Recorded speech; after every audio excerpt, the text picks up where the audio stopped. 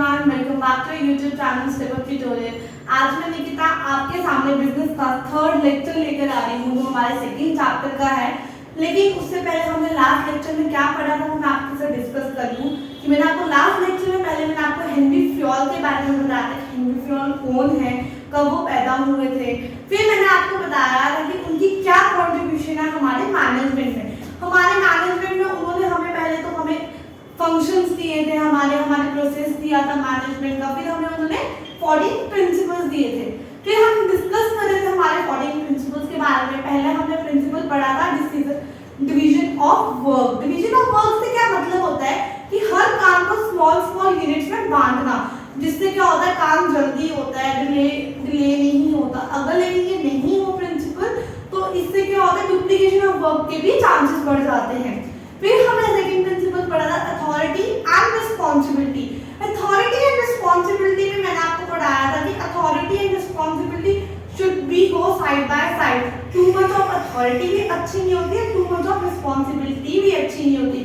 ना ही ज्यादा अथॉरिटी चाहिए, ना ही ज्यादा रिस्पांसिबिलिटी चाहिए, तो ये दोनों साइड बाय साइड चलने चाहिए। तीसरा हमने प्रिंसिपल पढ़ा था डिसिप्लिन। डिसिप्लिन से मेरा क्या मतलब था कि ऑर्गेनाइजेशन में जल्दी भी आना है, अगर लेट आओगे तो पेनल्टी पड़ेगी या फाइन पड़ेगा। मैंने आपको ये भी बताया था कि पेनल्टी और फाइन हमें कई केस स्टडीज में भी मिलते हैं, तो अगर हम उनमें भी देखें तो वहां पे भी हम एक नंबर बहुत आसानी से ले सकते हैं। और डिसिप्लिन सिर्फ सुपीरियर सबऑर्डिनेट से कोई फर्क नहीं पड़ता, दोनों के लिए रूल्स एंड रेगुलेशन सेम रहते हैं। फिर हमने फोर्थ प्रिंसिपल लास्ट लेक्चर में पढ़ा था unity of command. Unity of command से मेरा क्या मतलब था कि किसी चीज को ऑर्डर, अगर ऑर्डर देना है तो एक बॉस हर एम्प्लॉय को दे सकता है। ये नहीं 3 बॉस है तो हर एम्प्लॉय को 3 ऑर्डर्स मिल रहे हैं। इससे क्या होता है कि काम भी लेट होता है, एम्प्लॉयज को एक्सक्यूजेस देने के भी चांसेस ज्यादा बढ़ जाते हैं। तो लास्ट लेक्चर में हमने यही 4 प्रिंसिपल डिस्कस किए थे। इस लेक्चर में मैं आगे के प्रिंसिपल आपके साथ डिस्कस करूंगी। तो पहला प्रिंसिपल इस लेक्चर में क्या डिस्कस करने वाली, यूनिटी ऑफ डायरेक्शन। डायरेक्शन से क्या मतलब है कि एक ही डायरेक्शन में काम होना चाहिए। ये नहीं है कोई काम कर रहा है, कोई काम कर रहा है, मतलब one unit mean one plan. अगर एक यूनिट है तो एक ही प्लान होना चाहिए। अगर प्रोडक्शन यूनिट है, प्रोडक्शन यूनिट का एक ही प्लान है। ये नहीं अपनी मर्जी से किया अपनी मर्जी से चले गए, हर यूनिट का एक प्लान होना चाहिए। इसका पॉजिटिव इफेक्ट क्या रहता है, अचीवमेंट ऑफ ऑर्गेनाइजेशन गोल, कि हम ऑर्गेनाइजेशन गोल को जल्दी अचीव कर सकते हैं। अगर हर जना अपना अपना काम ऑर्गेनाइजेशन के प्लान के अकॉर्डिंग कर रहा है तो अच्छी बात है। फिर effort of all employ toward one direction, हम एक डायरेक्शन में ना हमें ऑर्गेनाइजेशन का गोल अचीव करना है तो हर एम्प्लॉय के एफर्ट भी एक डायरेक्शन में ही जाएंगे। ये नहीं है कि कोई अपनी अपनी मर्जी से काम करता जाए। इसके कॉन्सिक्वेंसेस क्या रहते हैं, लैक ऑफ कोऑर्डिनेशन, मतलब कोऑर्डिनेशन नहीं होगी आपस में। अगर नहीं कोई करेगा, कोई अपनी मर्जी से काम करे, कोई अपनी मर्जी से करे, वेस्टेज ऑफ एफर्ट। अब हर एम्प्लॉय अपने साइड से तो एफर्ट करता है, लेकिन अगर कोई काम नहीं हो रहा है, अब कोई अपनी मर्जी से करे तो वेस्ट ही है ना, क्योंकि एफर्ट किसी काम के नहीं, ऑर्गेनाइजेशन के लिए। डिफिकल्ट इन अचीविंग गोल, अब ऑब्वियस सी बात है अगर काम नहीं हो रहा तो ऑर्गेनाइजेशन के गोल को भी अचीव करने में भी मुश्किल होगी। तो यूनिटी ऑफ डायरेक्शन से हमारा क्या मतलब था, वन यूनिट में वन प्लान। ये केस स्टडी पे भी लाइन आ सकती है, 1 मार्क्स के क्वेश्चन पे भी आ सकती है, तो आपको ये याद रखना पड़ेगा। यूनिटी ऑफ डायरेक्शन एक सिंपल सी लाइन से याद कर लीजिए, 1 यूनिट में 1 प्लान। हमारा नेक्स्ट जो सा प्रिंसिपल है वो है subordination of individual interest to general interest.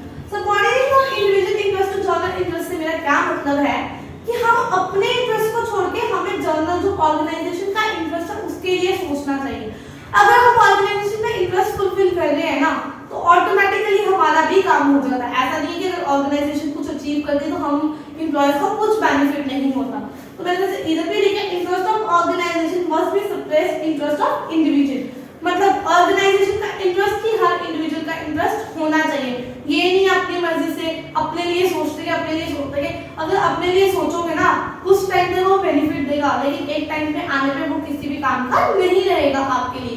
तो हमेशा हमें अपने इंटरेस्ट को छोड़ के जनरल इंटरेस्ट के बारे में सोचना चाहिए। पॉजिटिव इफेक्ट क्या रहता है, coordination between individual and organization goal. मैंने वही बताया, अगर आप ऑर्गेनाइजेशन के गोल को अचीव करने के बारे में सोच रहे हो तो आपका इंडिविजुअल गोल भी ऑटोमेटिकली अचीव हो जाएगा। तो कोऑर्डिनेशन रहती है दोनों के इंटरेस्ट में, इन दोनों के गोल्स में। अगर आप नहीं करते, नो अचीवमेंट ऑफ गोल गोल को अचीव होगा ही नहीं अगर आप ये नहीं फॉलो करेंगे। दूसरा क्या होता है, employee will suffer in long run. Organisation शायद आगे चल के उसको रिकवर कर ले, लेकिन एम्प्लॉय जो होंगे ना लॉन्ग रन में उसके लिए बहुत सफर करते हैं। तो subordination of individual interest to general interest से हमारा यही मतलब बनता है कि हमें अपने इंटरेस्ट को छोड़ के ऑर्गेनाइजेशन के इंटरेस्ट के बारे में सोचना चाहिए।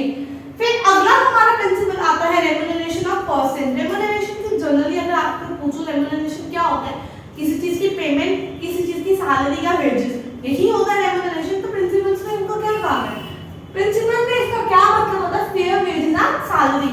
मतलब हर एम्प्लॉय को फेयर वेजेस और सैलरी मिलनी चाहिए।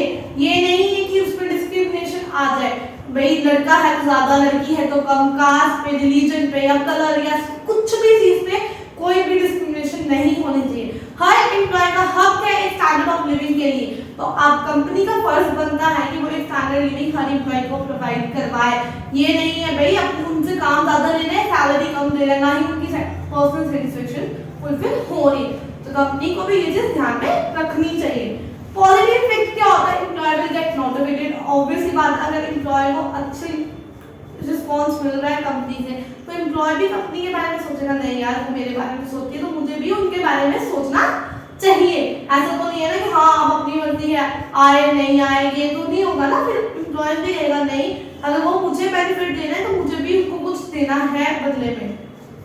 अगर कॉन्सिक्वेंसेस देखें, इंक्रीज इन टर्नओवर, अगर बाय चांस हम नहीं देते प्रॉपर सैलरी या वर्किंग तो ये टर्नओवर में ज्यादा इंक्रीज कर देता है, लेबर टर्नओवर में।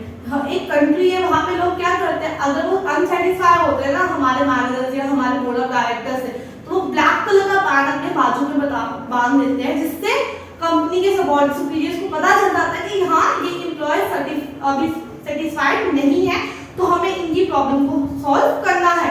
तो अगर हम ये नहीं करेंगे तो इंक्रीज इन लेबर टर्नओवर हो जाता है। और डिमोटिवेशन तो ऑब्वियसली मिलती है भाई, अगर मैं काम कर रही हूँ मुझे मेरी सैलरी अच्छे नहीं मिल रही, टाइम पे नहीं मिल रही, कम मिल रही है मेरे स्टैंडर्ड ऑफ लिविंग से, तो मैं तो डिमोटिवेट होंगी, मेरा काम करेगा मन नहीं करेगा। तो अगला हमारा प्रिंसिपल आता है सेंट्रलाइजेशन एंड डिसेंट्रलाइजेशन। पहले सेंट्रलाइजेशन और डिसेंट्रलाइजेशन क्या होता है, उससे क्या मतलब है। सेंट्रलाइजेशन होता है अथॉरिटी इन वन हैंड, मतलब काम करने की अथॉरिटी सिर्फ एक हाथ में होती है, पावर लेने की अथॉरिटी सिर्फ एक हाथ में है। डिसेंट्रलाइजेशन होता है इवनली डिस्ट्रीब्यूशन ऑफ पावर, मतलब हर बंदे को इवनली बराबर का हक मिला होता है। क्या मैनेजमेंट में या प्रिंसिपल्स में सेंट्रलाइजेशन कंप्लीट होनी चाहिए या डिसेंट्रलाइजेशन कंप्लीट होनी चाहिए? अगर मैं मान लूंगी प्रिंसिपल्स के अकॉर्डिंग या मैनेजमेंट के अकॉर्डिंग मैं आपको बताऊं तो ना ही सेंट्रलाइजेशन कंप्लीट अच्छी है, ना ही डिसेंट्रलाइजेशन कंप्लीट अच्छी है। तो इन दोनों का बैलेंस होना चाहिए। पॉजिटिव इफेक्ट क्या होता है, फास्ट डिसीजन मेकिंग। ऑब्वियसली बात है सेंट्रलाइजेशन है, अगर एम्प्लॉय को कोई छोटा सा लेना है डिसीजन को फटाफट ले लेगा, किसी से पूछना तो है नहीं है, तो इससे क्या होता है डिसीजन मेकिंग फास्ट रहती है। कॉन्सिक्वेंसेस क्या होते हैं अगर सेंट्रलाइजेशन में बोले, डिले इन डिसीजन मेकिंग। अब एम्प्लॉय को कोई छोटा सा भी डिसीजन लेना होगा ना तो भाई उसको पहले ऊपर पूछना, फिर उसके ऊपर पूछना, फिर कितना टाइम लग जाएगा बॉस तक पहुंचते हो, तो डिसीजन मेकिंग लेट होगी, काम लेट होगा। डिसेंट्रलाइजेशन रिजल्टिंग डिसीजन, अगर कंप्लीट डिसेंट्रलाइजेशन हो जाएगी ना तो वो मिसयूज ऑफ पावर में भी लीड कर देती है, क्योंकि हर कंपनी के कुछ सीक्रेट्स भी रहने चाहिए, सीक्रेसी भी रहनी चाहिए, जो बोर्ड ऑफ डायरेक्टर्स हमारे टॉप लेवल के पास ही रहने चाहिए, वो हर बंदे को नहीं बताना चाहिए। तो ना ही सेंट्रलाइजेशन कंप्लीट अच्छी है, ना ही decentralization. There should be balance between centralization and decentralisation.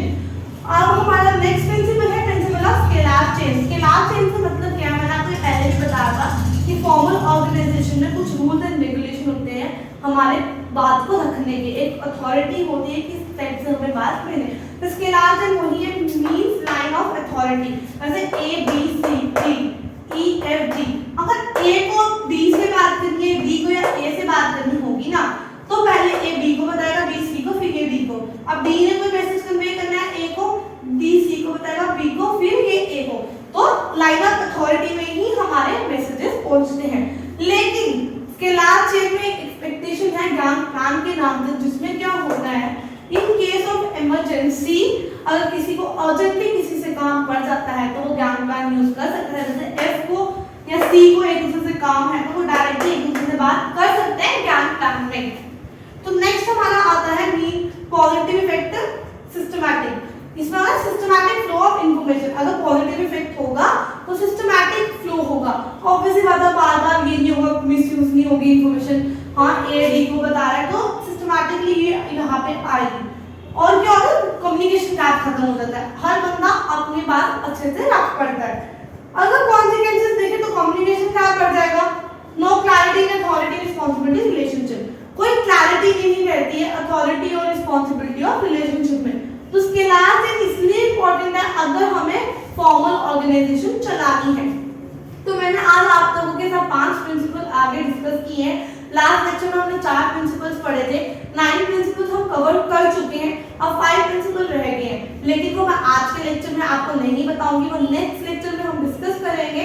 तब तक आगे 9 के 9 प्रिंसिपल अच्छे से पढ़ना। कोई डाउट आता है तो कमेंट बॉक्स में मेंशन कर दो, मैं डाउट क्लियर करूंगी। हर बच्चे के डाउट क्लियर करने की रिस्पांसिबिलिटी मेरी है, तो घबराना मत, कुछ भी नहीं है। 14 प्रिंसिपल आसानी से लर्न हो जाएंगे। तो कोई भी डाउट है तो क्लियर करने के लिए कमेंट बॉक्स में मेंशन कर देना। Thank you so much.